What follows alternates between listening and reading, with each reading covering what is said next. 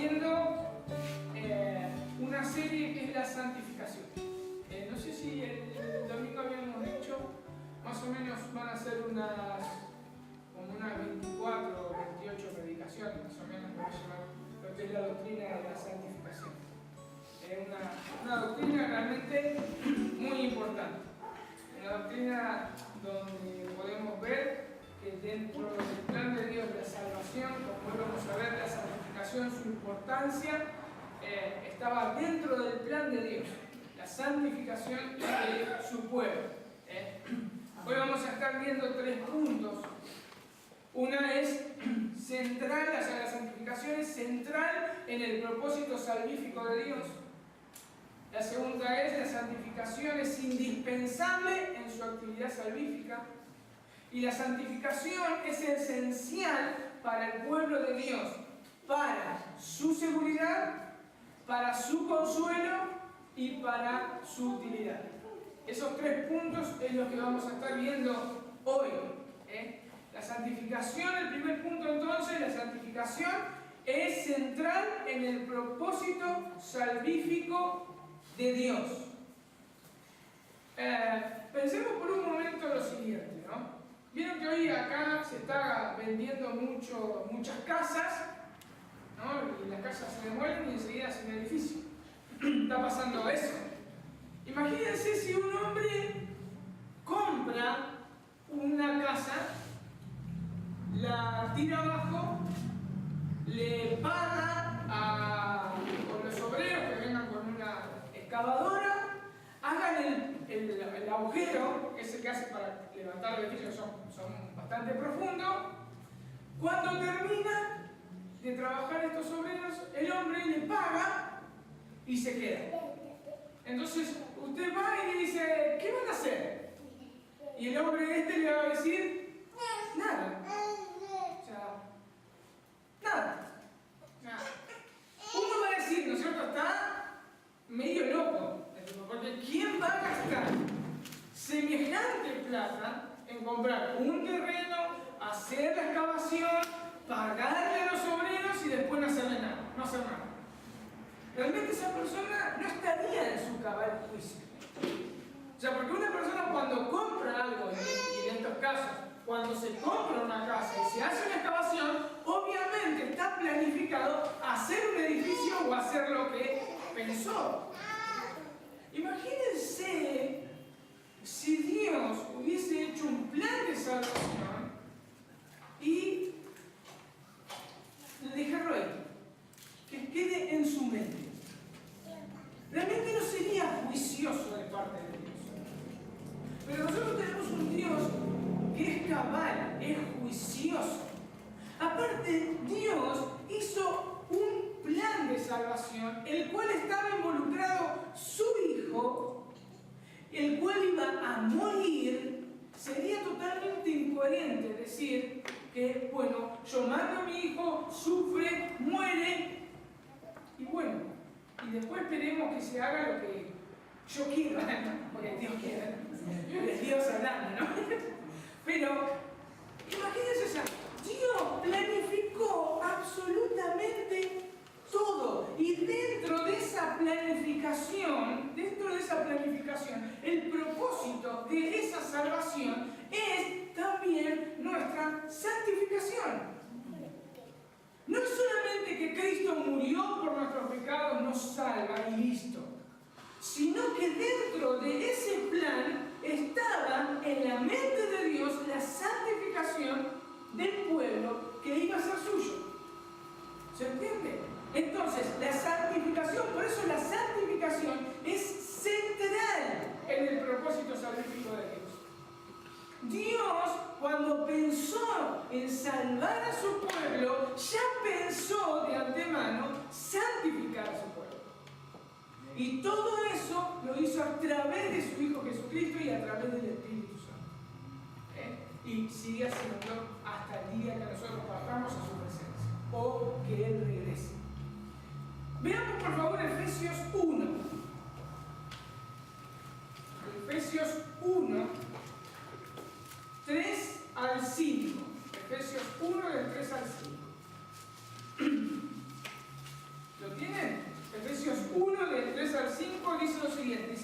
Bendito sea el Dios y Padre de nuestro Señor Jesucristo, que nos bendijo con toda bendición espiritual en los lugares celestiales en Cristo, según nos escogió en Él antes de la fundación del mundo, para que fuésemos santos y sin manchas delante de Él, en amor, habiéndonos predestinado para ser adoptados hijos suyos por medio de Jesucristo según el puro afecto de su voluntad. Fijémonos en el versículo 4 que hay un ¿para qué?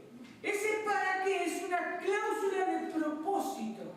Cuando nosotros nos enfrentamos en la Biblia el ¿para qué?, nosotros tenemos que ya entender que hay un propósito después de ese ¿para qué? Y este ¿para qué?, propósito de Dios de escogernos, es ¿para qué nos escogió Dios? ¿Para qué nos escogió Dios? Dice, para que fuésemos santos y sin manchas delante de Él. Dios, en su soberana voluntad, ¿qué es lo que hizo? Nos eligió antes de la fundación del mundo, nos escogió, nos llamó. Y esto es lo que nosotros tenemos que tener en claro. No es porque éramos mejores, no es porque teníamos un corazón un poquito mejor que el otro, sino fue la soberana voluntad de Dios que por su gracia me elige, me llama para que sea santo y sin mancha delante de Él. Para eso Dios nos salvó. Para que seamos santos y sin mancha delante de Él. Pero vamos a ver también que hay dos palabras interesantes en el versículo 4. Dice después del para qué. Dice santos. Y el otro dice sin mancha. Santos es una palabra ¿no? que es separado, es apartado del pecado y por ende es consagrado a Dios. Yo cuando estaba releyendo esto, fíjese, porque de acuerdo a la definición es apartado del pecado y consagrado a Dios. Se me vino la imagen de Corea del Norte. En Corea del Norte ya nadie puede salir. Nadie puede salir. Y el que quiere salir, lo mata. Es así, Corea del Norte es cerrado. Es más, hoy se le dice el cielo de hierro. Porque dicen que ni a un Dios puede pasar. Así como se lo nombra Corea del Norte. Nadie puede entrar, nadie puede salir. Y si entran, custodiado, pero hasta le ponen guardia, o sea, no pueden hacer nada. Están encerrados. Así es el pecado con nosotros. Nosotros estábamos encerrados, no nos podíamos escapar. Pero Dios, en su gracia, en su misericordia, en su plan de salvación, Él envía a su Hijo y nos saca, nos separa y nos consagra para Él. Eso es ser santos. Eso es ser santos. Después la otra palabra que nosotros tenemos acá es sin mancha, ¿no? Obviamente, como decíamos, ¿no? Que eso nosotros lo tenemos que comprender. O sea, nosotros fuimos, como dice también su palabra, trasladados de las tinieblas a la luz admirable. Fuimos separados. También dice que es sin mancha. Esto, acuérdense que el que escribe es Pablo un judío. Y siempre nosotros nos tenemos que remontar a lo que es el Antiguo Testamento y el uso de las palabras como los judíos hablaban. Y acá dice sin mancha. Y este sin mancha hace referencia a los sacrificios. Los sacrificios de Levítico, Números, Salmos, que hablan ahí, Ezequiel. Todo el tema de los sacrificios, sin mancha. ¿Cómo debía ser ese cordero sin mancha? O ese animal sin defecto. Entonces, Dios comienza en nosotros, en el interior de nuestro corazón, comienza por su Espíritu Santo a regenerarnos, nos regenera, y el fruto que hay en nosotros interior se refleja en mi exterior. entonces yo puedo vivir una vida de santidad. Entonces, la obra de santificación comienza por el interior y se refleja en el exterior. Por eso yo puedo ser sin mancha. Por la obra del Espíritu Santo. Dios comienza en nuestro corazón. Dios dice, les daré un corazón de carne. Les daré. No dice que nosotros nos vamos a poner o nosotros nos vamos a hacer mejores. No, es Dios. Necesitamos a Dios que nos dé un corazón de carne. Y esa obra que comenzó en el interior termina en mis actitudes, en mi exterior. ¿Cómo me comporto? Fíjense lo que dice Mateo 12:33. Para que nosotros podamos entender realmente que la obra, obviamente, completa y entera del Señor. Mateo 12:33, Jesús está hablando y dice, ¿lo tienen? O hacer del árbol bueno y su fruto bueno, o hacer del árbol malo y su fruto malo. Porque por el fruto se conoce el árbol. Bien, ¿acaso nosotros podemos sembrar manzanas y cosechar mandarinas? No, es exactamente lo mismo si ponemos mandarinas, semillas de mandarinas, queremos cosechar manzanas. No se puede hacer eso. Entonces, si decimos que una persona fue cambiada por el Espíritu Santo, que fue renovada, o sea, que fue regenerada y que el Espíritu Santo mora en esa persona y que esa raíz pecaminosa es quitada, ahora, ¿cómo puede ser que ese hombre peque y que el pecado sea el hábitat donde se mueve? Si realmente fue transformado y cambiado, esa persona demostrará que su raíz es santidad. El tema es que nosotros no estamos acostumbrados a hablar de santidad. ¿Por qué? ¿Por qué no estamos acostumbrados? Porque realmente refleja lo que realmente somos. Por un lado, a veces decimos, no, pero es mucho. Pero nosotros tenemos que estar gozosos, como vamos a ver más adelante. Porque la obra es de Dios. La obra es de Dios. Y es a través de su Espíritu Santo que nos va santificando todos los días y nos lleva a ser como Cristo. Veamos un poquito Romanos 8:28. Recordemos, el propósito central de la obra de salvación es nuestra santificación. Romanos 8:28 al 29. ¿Quién lo quiere leer? Romanos 28. Y sabemos que a los que aman a Dios, todas las cosas les ayudan a bien. Esto es, a los que conforme a su propósito son llamados. Porque a los que antes conoció, también los predestinó para que fuesen hechos conformes a la imagen de su Hijo, para que Él sea el primogénito entre muchos hermanos. Bien, muchos se conocen este pasaje, la primera partecita, hasta la coma. Dice, a muchos lo dicen de memoria, ¿no? Dice, y sabemos que a los que aman a Dios, todas las cosas les ayudan a bien. Y ahí termina el pasaje para muchos. Pero acá dice, aclara Pablo, esto es a los que conforme a su propósito. ¿El propósito de quién? De Dios. Conforme a su propósito son llamados. Vemos que el texto dice que fueron llamados conforme a su propósito, no a mi propósito, es su propósito. ¿Y cuál es el propósito por el cual fuimos llamados? ¿Qué es lo que nos dice el texto? ¿Cuál es el propósito? Versículo 29. ¿Cuál es? Exacto.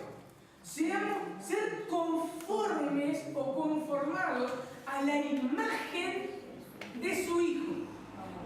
A la imagen de su Hijo. Ahora, pensemos un cachito, por eso Dios no quiere que nosotros hagamos imágenes. No es simplemente por el tema de la idolatría. Porque si nosotros hacemos una imagen, como por ejemplo hacemos una imagen de Jesús, en ese cuadro solamente vamos a plasmar una parte de Jesús. Y casi siempre se hace un Jesús amoroso y tierno.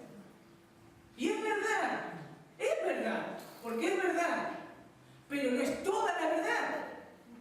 Porque Cristo, como dice en Colosenses 1:15, es la imagen de Dios invisible. Entonces, yo no puedo plasmar en un cuadro a un Jesús que me represente su amor, su justicia, su ira santa, su ternura, los atributos de Dios. No lo puedo plasmar. Por eso no puedo pintar un cuadro de Jesús. Porque si no, nuestra mente inmediatamente va a decir, Jesús, el cuadro. Entonces, Jesús es siempre bonito. Y nos hacemos una imagen desbalanceada de Jesús. Ahora, pero fíjense qué hermoso pasaje, ¿no es cierto? Y qué hermoso plan de Dios que está llevando a cabo. Dice que a los que Él escogió conforme a su propósito, dice que vamos a ser a imagen, conformados a la imagen de Cristo. Entonces, ¿qué es eso? Vamos a tener el carácter de Cristo. Vamos a tener ese amor de Cristo, vamos a tener esa justicia así justo como Cristo, vamos a tener ira santa como Cristo, vamos a ser como Cristo. No vamos a ser Dios, obviamente. Vamos a tener el carácter moral de Cristo. Por eso yo no puedo tener una imagen de Jesús en mi cabeza cuando veo el cuadro. Ese es Jesús. No. Por eso yo tengo que leer todas las escrituras, por eso tengo que leer los atributos de Dios, por eso tengo que leer cómo era Cristo. Bueno, así vamos a ser nosotros. El carácter moral de Cristo va a ser, por medio del Espíritu Santo, va a ser aplicado a nuestras vidas. Y se va a completar cuando estemos en el cielo. Mis hermanos, Dios está trabajando para llevar a cabo esa obra. Para llevar a cabo esa obra en nosotros. Y muchas veces decimos, y en nosotros la va a poder llevar a cabo, mis hermanos. Si Dios nos abrió el entendimiento, si nosotros tenemos un corazón de piedra y Dios con su palabra rompe ese corazón de piedra, nos abre el entendimiento, ¿no va a llevar a cabo también la santificación a nosotros? Amén, Señor. Y gracias a Dios que Él lo va a llevar a cabo y lo va a terminar. Entonces la santificación, el otro punto era, la santificación es indispensable en la actividad salvífica de Dios. La santificación es indispensable en la actividad salvífica de Dios. Es el propósito salvífico, es el plan de salvación tal como Dios lo diseñó allí en la eternidad.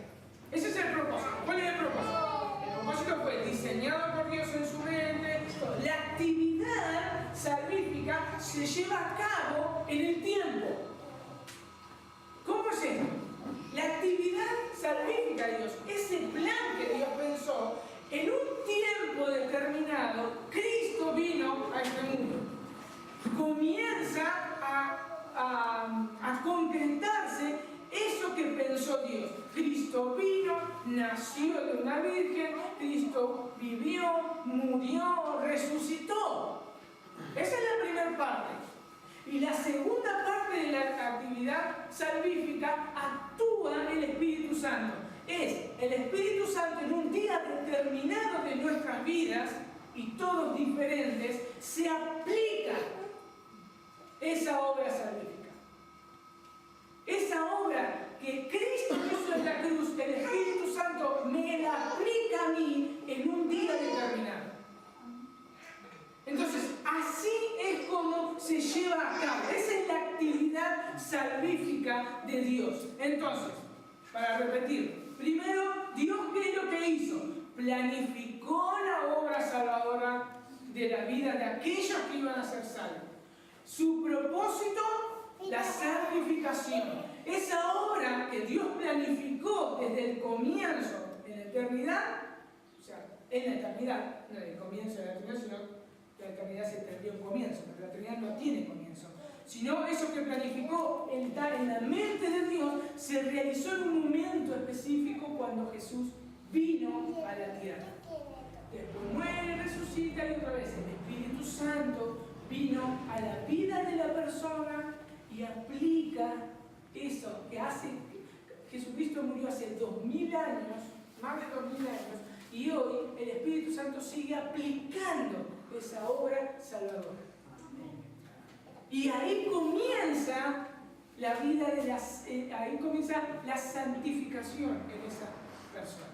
Esa obra se va a concretar cuando esta persona esté en el cielo. Esta obra se va a concretar en nosotros. Hermano, se va a concretar. Se va a concretar. Entonces, eso es la actividad salvífica.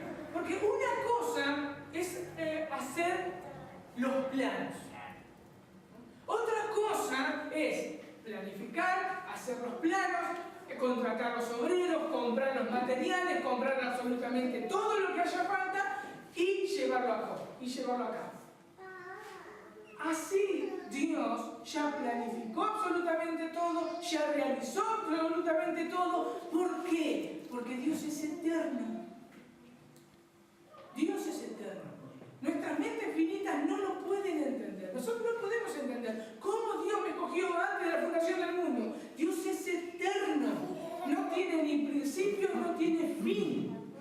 Pero su obra salvadora y la obra de santificación, ¿cómo se emplea? En tiempos determinados de los cuales nosotros vivimos. La otra cosa es la santificación, también es indispensable en la realización y aplicación de esa obra redentora. Desde el primer momento de la llegada de nuestro Señor Jesucristo al mundo, se deja bien establecido el carácter de la obra que Él vino a hacer. ¿Cómo es esto? Ya los profetas habían hablado que Cristo iba a nacer de una virgen. Todo esto Dios se lo revela a los profetas, porque eso desde la eternidad Dios ya lo había pensado. En un tiempo determinado, una niña de 15, 16 años queda embarazada por el poder del Espíritu Santo. Comenzó la obra salvífica de Dios. Ahora, cuando José se entera que María estaba embarazada, José quería divorciarse de ella, porque acordemos una cosa, nosotros porque se casaron en el momento que hubo el registro civil. Antes, el pueblo de Israel era, se casaron en el momento que los padres los comprometieron. Por eso María era virgen y vivía en su casa y José en su casa, pero ya estaban casados porque estaban comprometidos. Entonces José quiso dejarla. Por eso Dios tuvo que mandar a un ángel y hablarle en sueño y decirle el por qué tenía que aceptarla. Y no solamente eso, sino que el ángel le revela el nombre. ¿Cómo se iba a llamar ese niño? Fíjense, cuando nosotros empezamos a leer la Biblia con ese detenimiento, podemos ver que a Dios no se le escapó absolutamente nada. Estuvo en todos los detalles. No son todas cosas aisladas en la Biblia, sino todos los detalles que Dios planeó desde la eternidad se fueron llevando a cabo. Y cuando le ángel en sueño a José cómo se iba a llamar Jesús. No, lo dije. ¿Cómo se iba a llamar el niño? Jesús. Eso en Mateo 1:21 dice el significado. Como me acuerdo de qué color es el caballo blanco de San Martín. El nombre, ese Jesús, significa Él salvará a su pueblo de sus pecados. Este nombre me encanta, porque el significado. Él salvará a su pueblo de sus pecados. Y muchas veces eso no quieren entender mucha gente, de que es Dios que salvará a su pueblo elegido desde la eternidad y ya en sus pensamientos. Es su pueblo que ya fue elegido, su pueblo, Jesús vino a salvarlo de sus pecados. Y el significado también de Jesús, del nombre Jesús, es Jehová salva.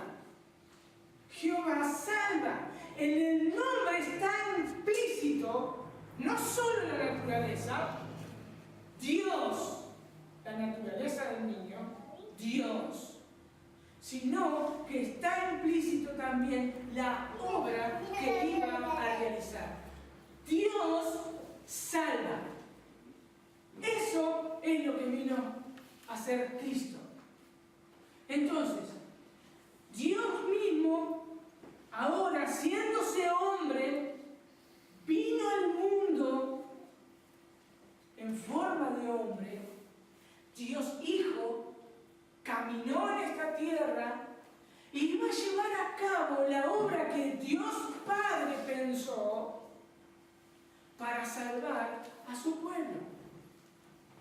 Y ahí es cuando Él termina esa obra que Dios Padre pensó, Dios Espíritu Santo la aplica en aquellos que Dios escogió desde antes de la fundación del mundo, para que sean santos y sin manchas delante de Él. Pero no solamente eso hace Jesús, sino que Jesús vino para liberar a su pueblo. ¿De qué cosa? Del pecado nos vino a liberar. No nos vino a liberar de las consecuencias del pecado. Porque muchos creen que mis hermanos, si ustedes a alguien le preguntan, ¿te querés ir al infierno? Obviamente que una persona con 2 dedos de frente va a decir, no quiere ir al infierno. Bueno, ¿te podés salvar de ir al infierno? ¿Sí? Sí. Bueno, entonces, si hay una salvación, quiero esa salvación. Pero ¿qué es lo que quiere la gente? Salvarse de la consecuencia de su pecado. La gente quiere, ¿qué es lo que quiere? Bueno, salvarme del infierno, pero voy a seguir mi estilo de vida. Entonces, Cristo no vino a hacer eso. Cristo vino a rescatarnos del pecado, como decía recién, como en Corea del Norte. O sea, la gente de Corea del Norte, para ser salva de la opresión del gobierno, recordemos que en Corea del Norte hay campos de concentración todavía, etc., hay un montón de cosas. Para ser salvadas tienen que ser sacadas de Corea del Norte y llevarlas a cualquier país libre. Entonces, Cristo vino a hacer eso. Cristo vino a sacarnos del pecado. Por eso se necesita la obra del Espíritu Santo. Sacarnos del pecado, libertarnos del pecado y que el Espíritu Santo comience a hacer una obra de santificación en nosotros. Ahora, cuando Dios nos liberta a través de Cristo del pecado, obviamente que nos liberta de la consecuencia del pecado, que es del infierno. Fijémonos un cachito ahí en Tito capítulo 2. Vamos del 1 en adelante. Del versículo 1 al 9, para ir más rápido, del versículo 1 al 9, Pablo da instrucciones a Tito, ¿no? Él le dice cómo deben comportarse los jóvenes, cómo deben comportarse las jóvenes, cómo deben comportarse los ancianos, los esclavos, etc. Le da instrucciones. Ahora, ¿para qué? Versículo 10 del capítulo 2 de Tito dice: no defraudando, sino mostrándose fieles en todo, para que en todo adornen la doctrina de Dios, nuestro Salvador. ¿Por qué Pablo dice esto? Porque sería inconsecuente nuestras vidas. Si Dios me salvó y no vivo conforme a los estándares de Dios, y si no vivo conforme a una vida de santidad, es incoherente. Es algo incoherente. El versículo 11 al 12 dice: porque la gracia de Dios se ha manifestado, trayendo salvación a todos los hombres, enseñándonos que negando la impiedad y los deseos mundanos, vivamos en este mundo sobria, justa y piadosamente, aguardando la esperanza bienaventurada y la manifestación de la gloria de nuestro gran Dios y Salvador Cristo Jesús, quien se dio a sí mismo por nosotros para redimirnos de toda iniquidad y purificar para sí un pueblo para posesión suya, celoso de buenas obras. ¿Por qué debemos entonces comportarnos de una manera santa? Porque fuimos hechos partícipes de la gracia de Dios. La gracia de Dios no solamente se manifiesta para entender el Evangelio, no solamente se manifiesta para ser salvos, sino que dice en el versículo 12, dice que la gracia de Dios también nos enseña. ¿Nos enseña qué cosa nos enseña la gracia de Dios? A renunciar a la impiedad y a los deseos mundanos.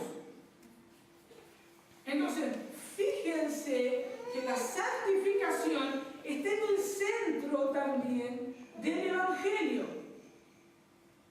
La gracia de Dios nos enseña el Evangelio, nos abre los ojos, pero también nos enseña a renunciar a la impiedad y a los deseos mundanos. Y esa misma gracia divina nos lleva ¿a qué? A vivir una vida sobria, justa y piadosa. Esa es la obra de Dios que pensó desde la eternidad. Fijémonos un cachito en el versículo 14, que dice: ¿quién se dio? ¿Quién se dio? Cristo, quien se dio por nosotros. ¿Para qué?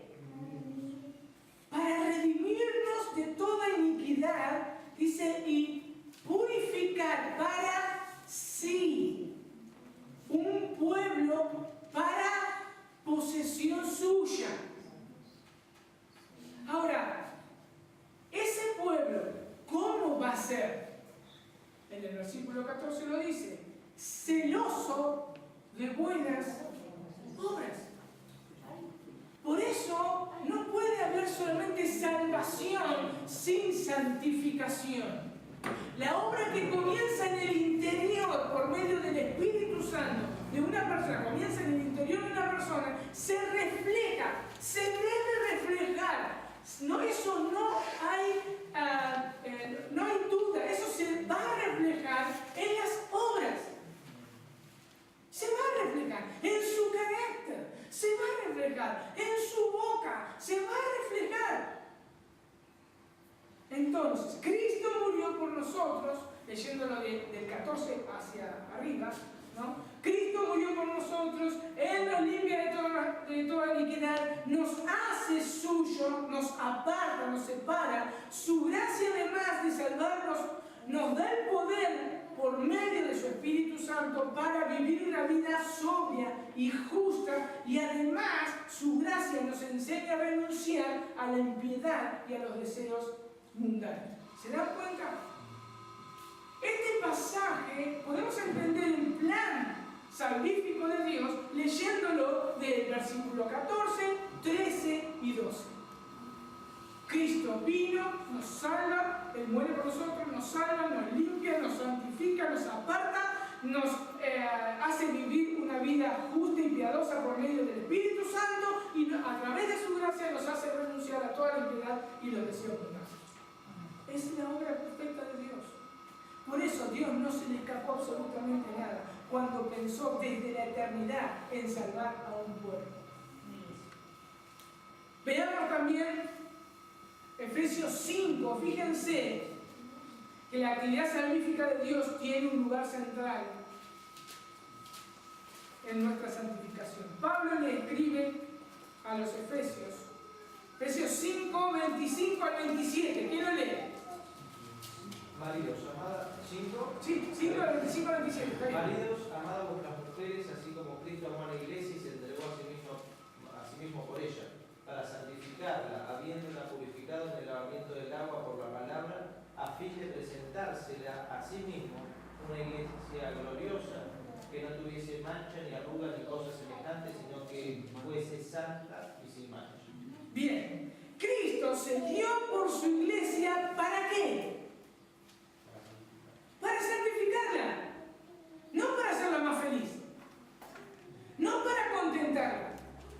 El propósito de Cristo murió, el propósito de Cristo cuando iba a la cruz del Calvario y cuando Cristo estaba colgando en la cruz, Él estaba pensando en su iglesia para santificarla.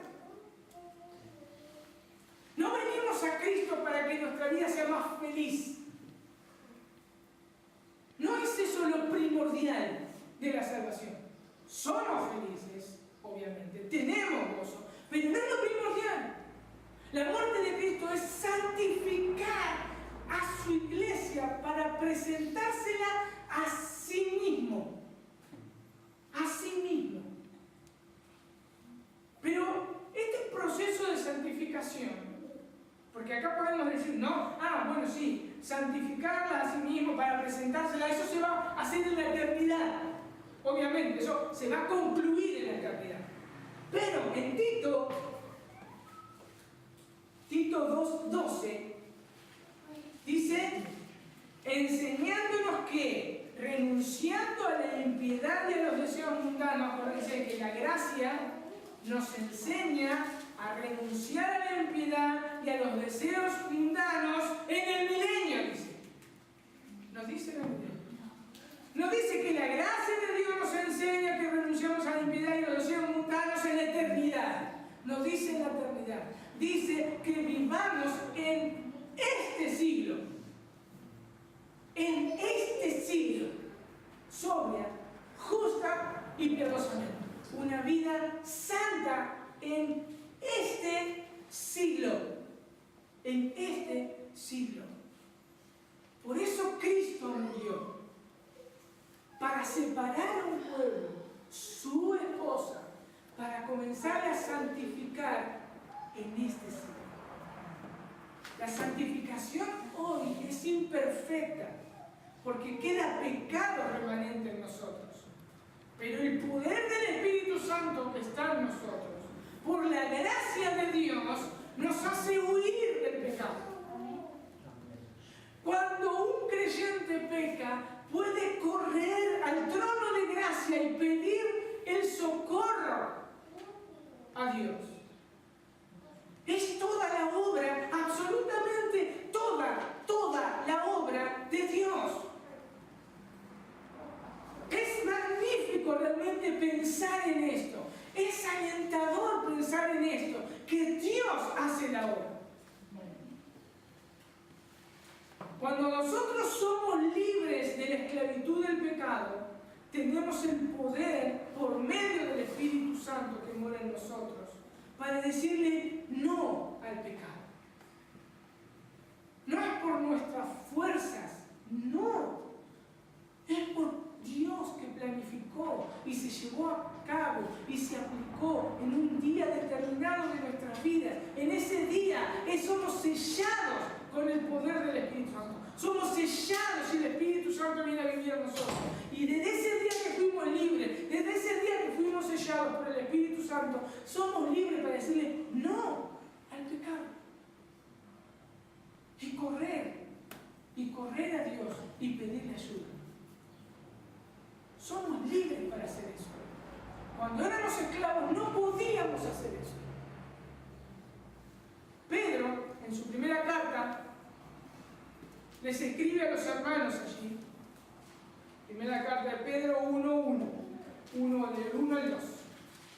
dice, 1 Pedro 1, del 1 al 2, dice Pedro, apóstol de Jesucristo, a los expatriados de la dispersión en Ponto, Galacia, Capadocia, Asia y Bitinia, elegidos según la presciencia de Dios Padre, en santificación del Espíritu, para obedecer y ser rociados con la sangre de Jesucristo, gracia y paz sean multiplicadas. ¡Qué saludo!, ¿no? Un saludo realmente teológico. Mis hermanos, acá no le está escribiendo Pedro a personas teológicas. No le está escribiendo Pedro a seminarios donde hay estudiantes de teología. Le está escribiendo a personas comunes como nosotros.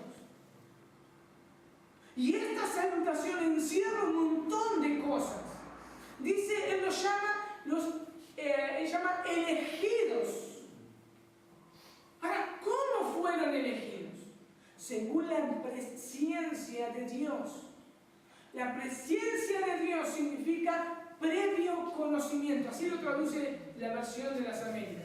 Según el previo conocimiento de Dios Padre, dice la Biblia de las Américas. Pero esto no es que Dios sabía que íbamos a creer. Eso no quiere decir el pasaje. No quiere decir que sabía que íbamos a creer. ¿Cómo dice el texto? El texto dice que según nos eligió, elegidos según la presciencia de Dios Padre, en santificación del Espíritu, para obedecer y ser rociados con la sangre de Cristo. El previo conocimiento de Dios es que Él me eligió y me amó antes de la fundación del mundo, y su obra se realizó mediante la santificación del Espíritu para. Acá no dice que el previo conocimiento es que Dios sabía que íbamos a creer, sino que Él obró mediante el Espíritu, mediante la santificación, para obedecer a Jesucristo. El texto no dice que fuimos elegidos porque íbamos a obedecer, sino para obedecer. Es claro el texto. Es claro el texto. Nosotros nunca hubiésemos obedecido si el Espíritu Santo no nos abre los ojos y si el Espíritu Santo no nos santifica antes y no nos aparta, no nos libera. Nunca una persona iba a poder seguir a Cristo. Esto es que la obediencia al Evangelio es un fruto de la elección, no lo que causó la elección. Lo vuelvo a repetir, la obediencia al Evangelio, una persona obedece al Evangelio porque es un fruto de la elección de Dios antes de la fundación del mundo, aplicada a través del Espíritu Santo. No es que es la causa de la elección. No es que, como yo iba a obedecer, Dios planificó todo eso para mí. No es así. El texto lo dice claro en esto. Pero acá lo que nos compete es cómo sabía Pedro, ¿no?, que ellos eran elegidos. Porque vivían en consecuencia con lo que ellos habían creído. Vivían vidas piadosas y santas. Por eso Pedro pudo decirles, elegidos. Esto es interesante, ¿no? Porque muchas veces hemos escuchado, pero pobrecito, es un cristiano carnal. Es un cristiano carnal. Eso no es así. O sea, no es cristiano carnal, porque el cristiano carnal en su definición es que, yo fui salvo y vivo como se me da la gana. Eso no es. Porque si Dios me salva, fíjense, Dios manda a su Hijo, muere, resucita, me salva, el Espíritu Santo aplica esa obra de Cristo en mí, me santifica, y si me santifica, si me separa, me aparta, algo comenzó a actuar en mí. Entonces en mí tiene que haber una vida de santidad. Obviamente que va a haber madurez. Y muchas veces vamos a comportarnos como personas carnales. Pero en mi interior, mi vida está en el Espíritu Santo que me va transformando día a día. Y en la vida de ese creyente que a veces se comporta como una persona carnal, para salvarse el creyente debe haber arrepentimiento. Una vida de arrepentimiento.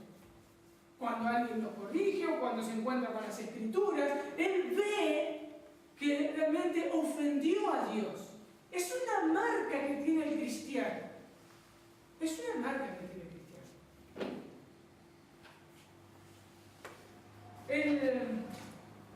En Hebreos 12, ¿no?, podemos ver también que la santificación es esencial para el pueblo de Dios. Vimos la santificación es central en el propósito salvífico, la santificación es indispensable en la actividad salvífica. Ahora vamos a ver que la santificación es esencial para el pueblo de Dios. Hebreos 12, del 12 al 14, ¿qué lo quiere? Por lo cual, levantad las manos caídas y las rodillas paralizadas, y haced sendas derechas para vuestros pies, para que lo cojo no se salga del camino, sino que sea sanado. Seguid la paz con todos y la santidad, sin la cual nadie verá al Señor. Bien, santidad ahí se puede traducir también como santificación. Es la misma palabra, santificación. Ahí se puede traducir santificación. De acuerdo con el contexto, el autor nos alienta a tener gozo, porque somos disciplinados por Dios. ¿Para qué? Para participar de su santidad. De acuerdo al contexto, ¿no? Un día nosotros tenemos que entender que todos, absolutamente todos los seres humanos, nos vamos a encontrar cara a cara con Dios. Para algunos, como dice acá, por lo cual levantaban las manos caídas y las rodillas paralizadas. Que le está diciendo, hermano, estás siendo disciplinado porque Dios te ama, para que seas cada día más santo, para que participes de su santidad. Levántense, tengan el gozo, porque cuando se enfrenten con Dios, su vida va a ser totalmente transformada, su cuerpo va a ser glorificado y va a ser gozo pleno delante de la presencia de Dios. Y un deleite pleno delante de la presencia de Dios. Pero para otros va a ser terror absoluto delante de Dios. Porque un día nos vamos a tener que enfrentar con Dios. Y esto, realmente la santificación, como decimos, que es esencial para el pueblo de Dios. Y es nuestra seguridad, es decir, estoy siendo disciplinado por Dios, estoy siendo convencido del pecado por el Espíritu Santo. Es una marca que tengo, soy hijo de Dios, soy aceptado por Dios. Dios me aceptó en Cristo, eso quiere decir. Soy acepto por la sangre de Cristo, por la obra de Cristo. Y un día voy a ver cara a cara a mi Dios y voy a tener un gozo completo. Ya no voy a pecar más. Voy a tener un cuerpo glorificado. Esa es la obra completa, cuando se culmine toda la obra de salvación. Pero hoy, gócense, porque están siendo disciplinados por Dios. Gócense, porque eso significa que fueron aceptados por Dios. Mis hermanos, fuimos aceptados por Dios. Y solamente es por su gracia. Porque no había nada en nosotros que lo conmueva a misericordia para salvarnos.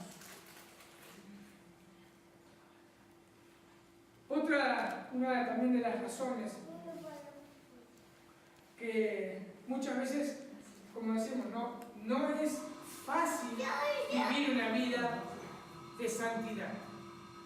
Pues yo les puedo asegurar que cuando nosotros nos vamos, por los días de semana, hoy, los que tienen agua, andan en el centro, con el tráfico, que se cruzan, los horarios, que te tocan bocina, que estás con la presión del trabajo, que estás con la presión de enfermedad, que estás con la presión que no te alcanza la plata, que estás con la presión de un montón de cosas, no te da ganas de vivir en santidad. No te da ganas de vivir en santidad. Pero ahí está el Espíritu Santo convenciéndote de pecado. Hiciste mal. Y entonces ahí está cuando decís, gracias Dios por haberme dicho eso. Gracias. Eso es una disciplina de Dios. Gracias. Porque podemos ver la cruz y decir, si yo no hubiese sido disciplinado en ese momento o advertido por Dios, es como decir, ojo con lo que estás haciendo. Porque es así, o lo cachitas ahí. ¿Qué estás haciendo? Así es así, Dios, te está advirtiendo. Hará un cachito. Eso nos tiene que traer consuelo porque Dios está haciendo la obra en nosotros. Y nos hace ver que Cristo murió por mí. Porque si eso no hubiese sucedido, yo voy camino al infierno.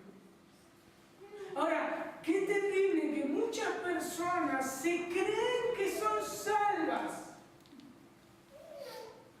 Se creen que son salvas porque un día hicieron simplemente una oración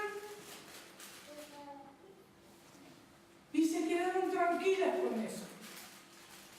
Y no se preocupan en que si su vida está viviendo en santidad o no está viviendo en santidad. Mis hermanos, acá el texto dice, sin santidad nadie verá a Dios. Sin santidad nadie verá a Dios. Y si yo no estoy siendo santo por medio del Espíritu Santo, que me va cambiando cada día, no soy hijo de Dios y no voy a ver a Dios. Y si yo creo que fui salvo por Dios, me comporto como se me da la gana, mi boca no cambia, mi carácter no cambia, vivo una vida desastrosa, mis hermanos y mis amigos, aquellas personas que se creen que son salvas y no lo son, y cuando el mundo los ve y dice, pero esta persona no dice que es cristiana, y mirá cómo se mueve. Están desacreditando a la iglesia de Dios. En esos momentos están siendo usadas por el mismo diablo para desacreditar la iglesia de Dios. No es un chiste. Muchos se creen que están caminando con Dios y están caminando hacia el mismo infierno. Salvación y santificación, las dos cosas van juntas, no puedo separarlas. No va a haber salvación si mi vida no se ve santificación. Otro de los consuelos y descansos para el creyente es, por ejemplo, Primera de Juan 3. Primera de Juan 2, del 3 al 5. ¿Quién lo lee? Primera de Juan 2, del 3 al 5. Y en esto sabemos que nosotros les conocemos si guardamos sus mandamientos. El que dice, yo le conozco, y no guarda sus mandamientos, el tal es mentiroso, y la verdad no está en él. Pero el que guarda su palabra, en este verdaderamente el amor de Dios será perfeccionado. Por esto sabemos que estamos en él. Fíjense la carta esta, ¿no? Dice, y en esto sabemos. En esto sabemos. Hay una seguridad del creyente. En esto sabemos que nosotros le conocemos si guardamos su mandamiento. Otra vez, mis hermanos, ¿el creyente va a pecar? Obviamente que va a pecar. Porque está camino a ser perfecto, está camino a la perfección, ser como Cristo, y va a pecar. Pero en esto yo conozco, ay Señor, pequé contra vos, conozco tu palabra, y esto lo hice mal, pero también conozco tu palabra que me dice que si confieso mis pecados, Él es fiel y justo para limpiarme de todo pecado y limpiarme de toda maldad. Y puedo ir al trono de gracia para recibir socorro. Puedo saber que Cristo es el sumo sacerdote. Puedo saber que Cristo está intercediendo por mí. Entonces puedo ir a Dios y decirle, perdóname, limpiame con la sangre de Cristo. Te ofendí. En esto sabemos. En esto sabemos. En 1 Juan 3:14 dice, nosotros sabemos que hemos pasado de muerte a vida en que amamos a los hermanos. El que no ama a su hermano permanece en muerte. Son todas cosas. Esto sabemos, en esto sabemos, en esto sabemos, esto sabemos. Son un termómetro para nosotros. Termómetros para nosotros. Es nuestro crecimiento en santidad. Es una marca en que fuimos aceptados por Dios. Y cuando caminamos y cuando más caminamos en santidad, más consuelo hay en el creyente, porque sabemos que Dios nos hizo sus hijos.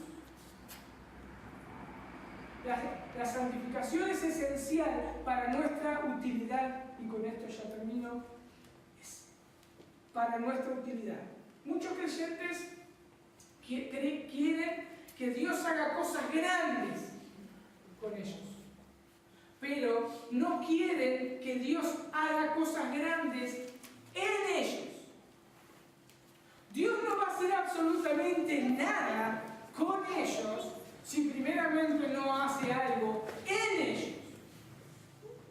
Entonces nosotros tenemos que estar dispuestos a que Dios haga en nosotros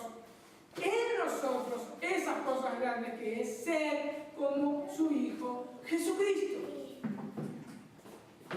Filipenses 2:14 y 15 dice, haced todo sin murmuraciones y contiendas, para que seáis irreprensibles y sencillos, hijos de Dios, sin mancha, en medio de una generación maligna y perversa, en medio de la cual resplandecéis como luminares en el mundo. Esta palabra murmuración es queja, mofarse por todo. Todo está mal. Todo va mal. Es quejarse. O lo mandan a hacer algo, como los chiquitos. Lo mandan a hacer algo y es eso, murmuración. Es rezongar. Es rezongar. Ahora, ¿qué diferencia hay entre el mundo y aquel que se dice cristiano? El mundo rezonga y todo está mal. Acá el texto dice, en el versículo 15, dice, para que seáis irreprensibles y sencillos, hijos de Dios, sin mancha, en medio de una generación perversa, en medio de la cual resplandecéis como luminares en el mundo. ¿Cómo voy a ser luz si me comporto como ellos? ¿Cómo voy a decir hay paz en Dios si en mí no hay paz? ¿Cómo voy a decir que confiar en Cristo si yo no estoy confiando en su poder? Entonces, hagan todo, dice el apóstol Pablo, sin murmuración y contiendas. Segunda de Timoteo 2:21 dice, así que si alguno se limpia de estas cosas, será instrumento para honra, santificado, útil al Señor y dispuesto para toda buena obra. Por eso Dios tiene que trabajar primero en nosotros para hacer algo con nosotros. Y Dios va siempre a estar trabajando con nosotros hasta que nos muramos. Entonces concluimos, la santificación es central en el Evangelio, en el propósito salvífico de Dios. La salvación es indispensable en su actividad salvífica y la santificación es esencial para el pueblo de Dios, para su seguridad, para su consuelo y para su utilidad. Así es la santificación. Padre, te damos gracias. Gracias